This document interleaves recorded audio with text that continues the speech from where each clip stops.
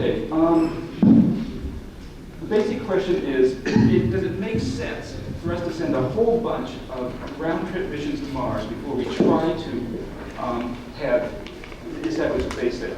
I personally don't think that the public would support, a lot of tax dollars going to Mars missions for scientific return or for a very long-term payback. This is Bob Zucman's Mars Direct proposal where they would live in this habitat, and this is the return craft.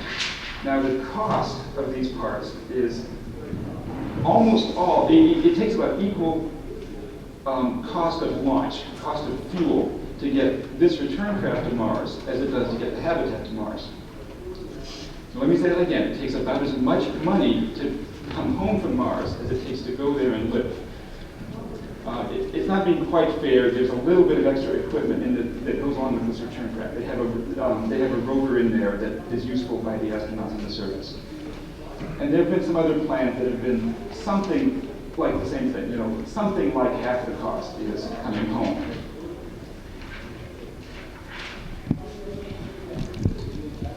Why go to Mars? People say the first reason is science, and the second reason is, quote, to lead to permanent habitation. I think it should be the other way around. I think the reason to go to Mars is to expand humanity, expand civilization, give our children alternate places to live if they want. Don't put all your eggs in one planet. We might get, there's been a lot of talk about we might get hit by an asteroid and civilization will come to an end and therefore we need to be on Mars. Well, there's also a chance that we'll get wiped out by some plague. So, here's the basic outline. The primary reason to go to Mars is human settlement. A secondary reason is scientific investigation, the geology, the biology, the experience. Thank you. Okay. And if you had a permanent settlement there, the science would be much, much easier. So we're not abandoning the science goal, we're actually enabling it.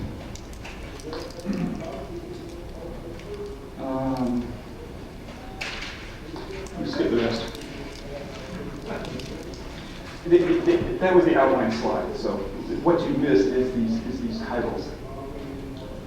Okay, so the expense of the expense of bringing the people home, you need an asset vehicle and its fuel, or equipment to produce the fuel. You need, in some cases, the ascent vehicle comes all the way back to Earth, which makes it very expensive. You have all the supplies to come back.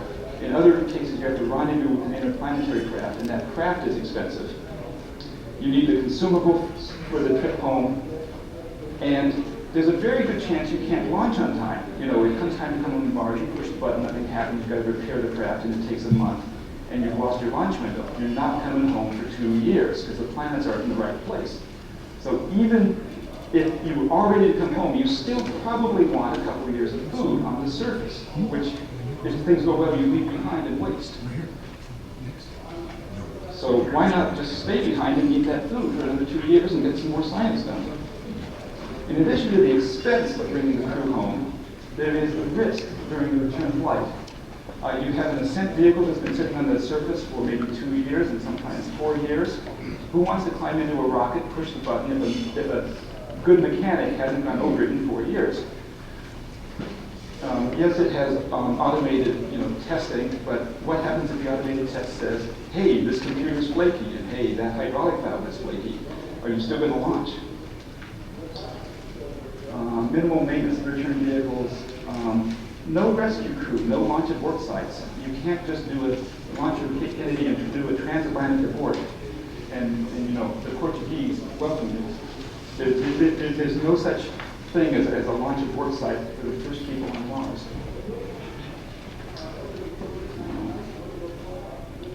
And in many plans, on your way home, you have many months, up to a year and a half, of exposure to 0G and extra radiation exposure. You also may have medical problems after you come back if you cut corners on the way home, like 0G. I just want to emphasize this business with launch windows.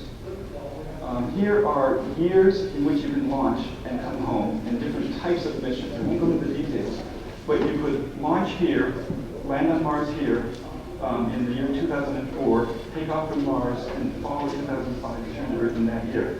But suppose you try to take off and nothing happens. Well, the next time the planets are lined up for a cheap rescue mission is right there. And maybe they have a ship ready to send to you or not. You could wait. These missions are more expensive. I'm sorry, that mission is more expensive. So if a rescue ship isn't ready to come get you, it could be 4 years before the rescue ship arrives.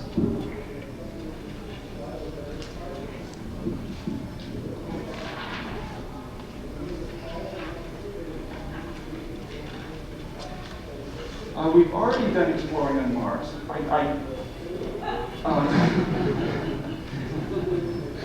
In past exploration and settlement, it's usually the explorers that go first. They bring the information back. After a while, the people decide to go settle it. Well, we've already sent the explorers. We already have a lot of information on Mars. I dare say that we have more information on Mars than, say, than the Jamestown settlers had on the North American continent as a whole. And we would certainly send more robotic craft. We would land it. We would send several robotic missions to different sites. We choose one site. We send additional rovers to that site before we actually try to settle at that site.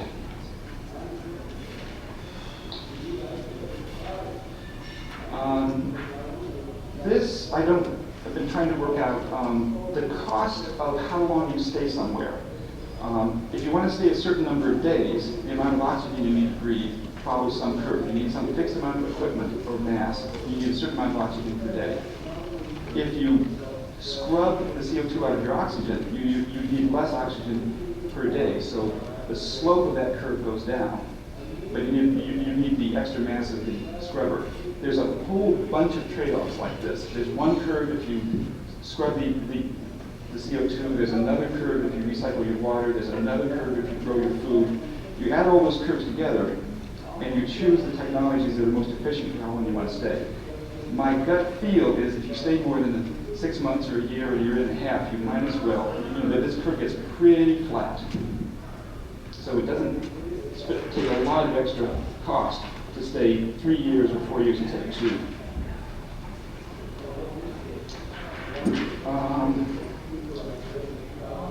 Okay. I tried to come up with a kind of a reference mission, and I apologize for not having a view graph on it. But you would send your robots, maybe send a sample return mission, and then send some return vehicles, but you're not planning to use them. They're for contingencies only. And then you send your first group of people. And their goal is to set up a permanent base. They can return on every 2 years if they need to. So here is my very rough estimate of the mass and therefore the cost of this mission. In the Mars Direct plan, this amount of weight was allocated to the Earth return vehicle, 11 tons. That would return directly to Earth. I said, let's send 2, and this was for 4 people. I said, let's send 2 craft for 2 people each, but only get off the surface and into interplanetary space, and we'll rendezvous with an interplanetary craft. And by saving consumables and equipment and furniture, you might get it down to 4 or 5 tons.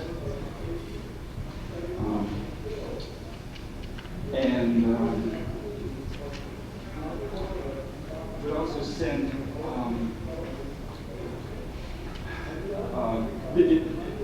these masses would be with producing methane on the surface to fuel them. You might break this methane production plant into 2 launches and send 2 reactors and send some extra trucks and tankers. Let me not go through these details. They're very rough numbers.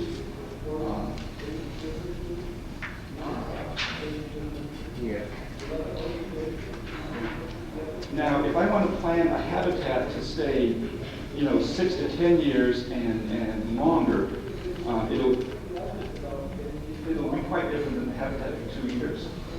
So, for example, I might send the same amount of food to eat in the first couple of years, but then a 6-year supply of emergency dry food. So an extra 5 tons of food or so. It's hard for me to read this. Even more redundancy in your communication equipment. Double the number of spacesuits, an extra rover, etc. Lots more spares. So I said an extra 10 tons with the surplus supplies, but it's still, cheaper than say a second mission that's an extra 25 tons.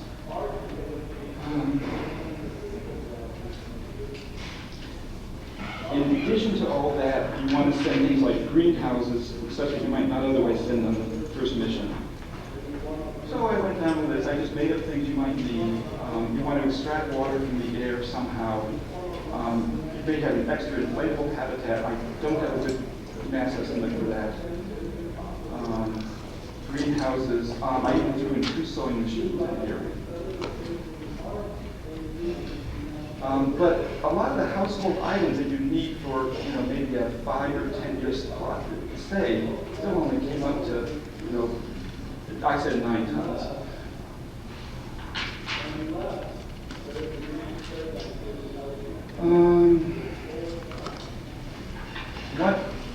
One way to get breathable gas is to use a greenhouse to concentrate the gas.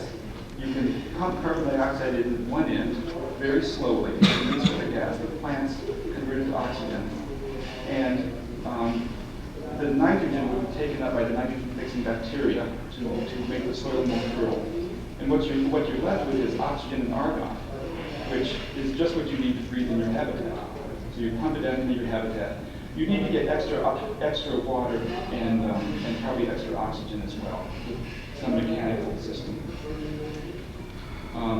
You would want all your mechanical backup that you would otherwise have in addition to that. There's a fun toy in the base. Oh dear. Slides are. Here's a sample of what the second generation of clothing might look like in this Mars base. Would you trust your space program to these people? We did. These are the Mercury astronauts in survival training, and they didn't have a sewing machine. I want to send them with 2. In the big downstairs below where I work, there is something called a rapid prototyping plant. They have a vat full of UV curable resin, a little platform. They scan a laser across the top of it and cure the resin into a certain shape. They drop it down a tiny fraction of an inch, and it cures some more. In 8 hours, they can manufacture a part. And I have a few parts up here. Here is something that looks like a little turbine blade. Let's see if this works. So here's something that you could use to make a mold that would make a turbine blade. This was produced in 8 hours. Okay, so if the original of this breaks, you pull your CD-ROM down off the file, you plug it into your computer, you program this rapid prototyping machine to make it for you overnight. If you want a metal part, you then have to cast it. But it's still very fast. This is a piece of gyro. Come up afterwards. You see those little holes through there? Those are holes for wires. So, if one of these parts breaks on Mars and continues to break, you send an email message back to Earth saying, hey, it breaks in this spot, please redesign it. Somebody spends a week redesigning it and testing it, and they FTP the file up to Mars, and in 8 hours you have the redesigned part. So you don't need as many spares. You can also make parts that can't be made by other techniques. Here's a ball inside a cage. It's made that way.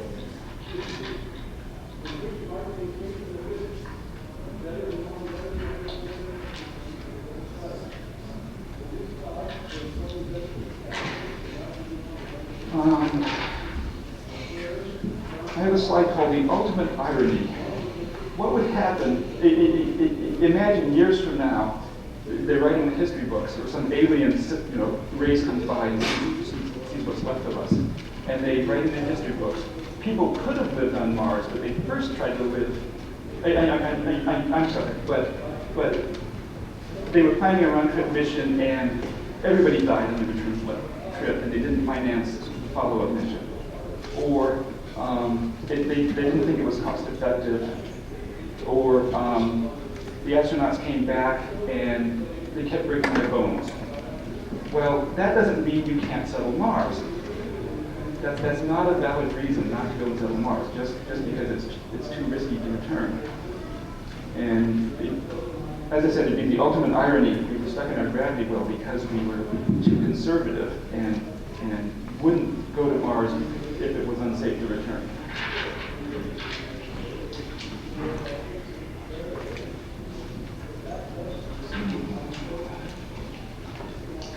And I would just leave this up as food for thought. One other thing is the Vikings could have settled North America, and they didn't. Well, they tried to first settle Iceland, and they succeeded to some extent. Then they tried to settle Greenland, and they succeeded for a couple of years. And they had exploratory trips down to Newfoundland and as far south as Cape Cod in Massachusetts. But then they withdrew. They were unable to live in Greenland, so they never settled North America. I have a quote from the National Commission on Space that says, let's first go to the moon, learn to live off the land on the moon, and then go to Mars. Well, that's exactly what the Vikings failed to do. The moon does not have easy water and air to get. The temperature extremes are much worse than on Mars, and I would hate to see us fail in making a permanent moon base and not settle Mars and expand civilization and double the choices of where your kids can live. So that's all, and I want to hear Bob too.